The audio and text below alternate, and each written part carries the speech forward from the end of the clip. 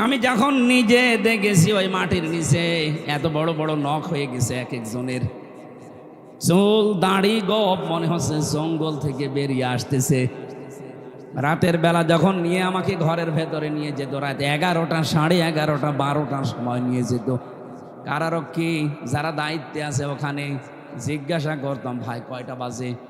কারণ আমরা জানতাম না যে এটা কোন মাস কোন বছর।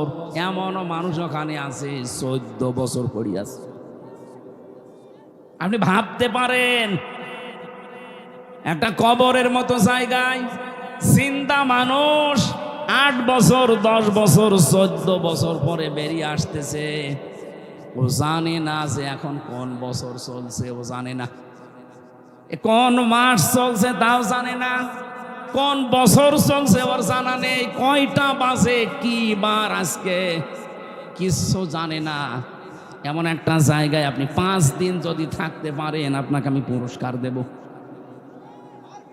অথচ 14 বছর একটা মানুষ, এত বড় বড় আঙ্গুল নখ হয়ে গেছে, ওরা দেওয়ালের সাথে খুশিয়ে খুশিয়ে লিখত যে ভাই যদি বাইরে যেতে পারেন এই নাম্বারটায় জানাবেন যে আমি বেঁচে আছি।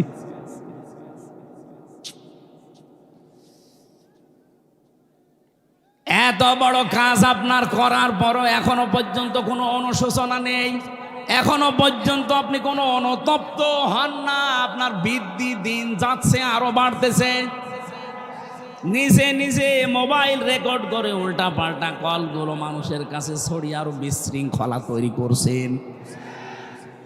আপনাকে কে বলেছে গাইবান্ধার যুবলীগের এই নেতার কাছে কল দিতে? জীবনে তার খোঁজ নিয়েছেন কোনোদিন?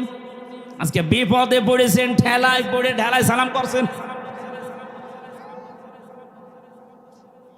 আপনার এই কলগুলো আমার মনে হয় যিনি দায়িত্বে আছে বাংলাদেশের উপদেষ্টায়, প্রধান উপদেষ্টার উচিত যারা এদেশে বিশৃঙ্খলা তৈরি করতে চায়, সন্ত্রাসী কর্মকাণ্ড উস্কে দিতে চায়, তাদের ওইগুলো যেন বন্ধ করা হয়। এই কলগুলো কোনো দরকার নেই, কারণ দেশের যার দ্বারা উপকার হয় না তার দরকার কি?